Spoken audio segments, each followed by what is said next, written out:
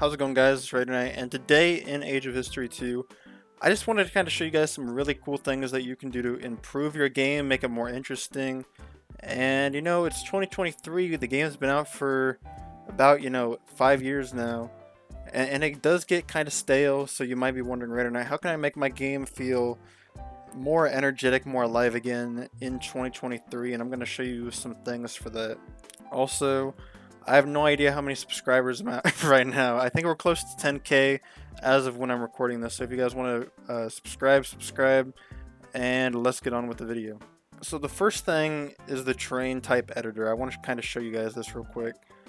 And now in my version, I've changed it to make it a little bit more interesting for me. But in your guys' version, it's probably going to say that this is negative population growth and negative economic growth in the desert.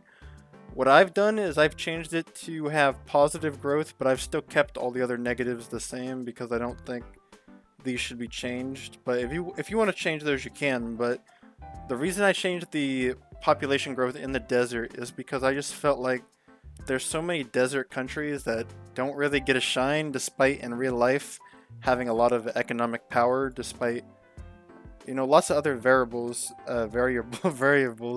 So I did change it. I changed the population growth to 1 on practically everything. And anything, I just raised all the population growth pretty much, just +1 in response. But that's kind of what I did. I kept the economic growth at 0 for the taiga and the tundra, just because I felt they didn't really deserve economic growth.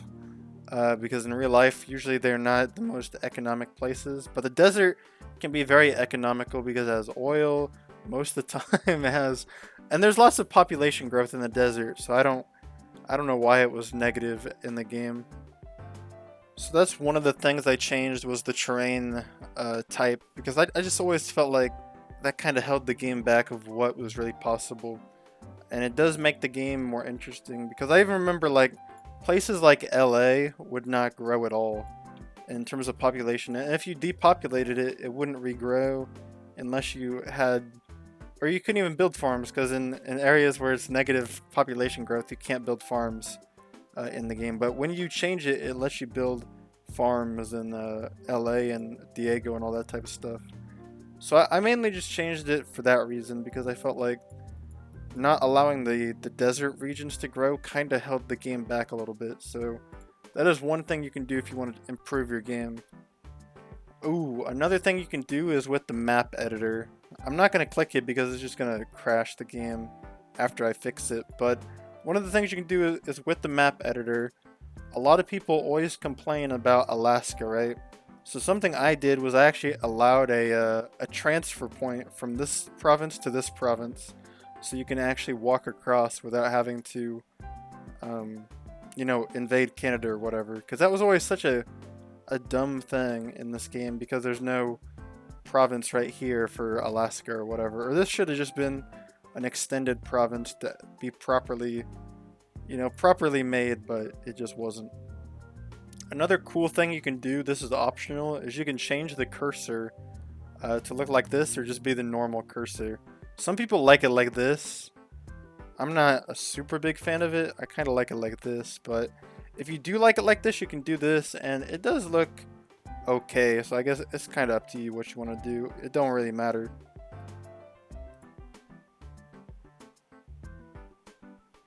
You can also create cities. I made Topeka in Kansas because that was always something that bothered me. Anything that bothers you in the game that you want to fix, you can just kind of fix it.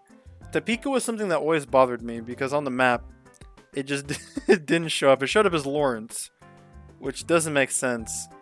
And I don't know why. The Watertown, I never even heard of that city in my life. I never heard of Colby in my life.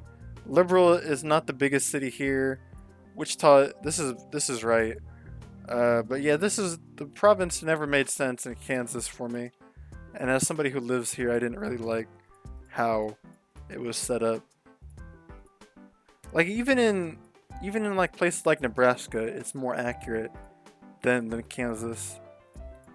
Something you can do for fun if you really want to is you can go into the achievements, and you can also just look at all the cool things like you've done as every single country you've played as. This is a kind of cool mode, kind of cool feature. I don't think a lot of people really show it off, but if you really want to look at all your stats, you can do it this way. So for like the United Kingdom, it says I've conquered lots of provinces. I've recruited crazy army amounts. The USA, my recruit is crazy, bro.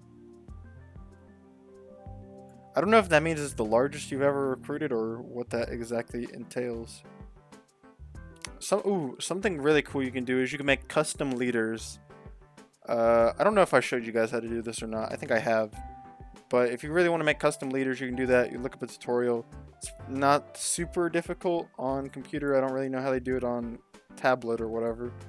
But on computer, it's not super hard.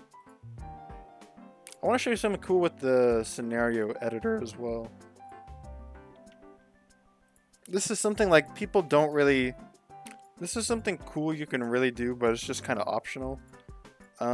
Something I've always enjoyed doing in this game is like taking something like England, perhaps, and making them like the lord over Scotland, let's say. And that's kind of cool because you can do that for like all the little countries that don't make sense to exist, like Gibraltar.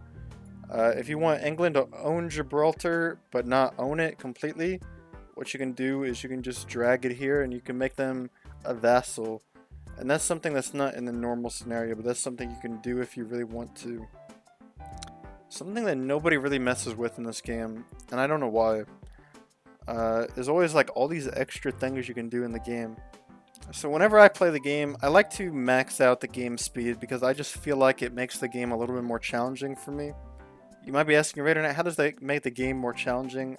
I mean, for me it tends to be the AI plays a little bit better the higher the game speed is, because the lower it is, they never seem to really pick up a lot of population. So I like to keep the game speed relatively high, and I like to keep the fog of war off. Difficulty doesn't seem to make a difference at all.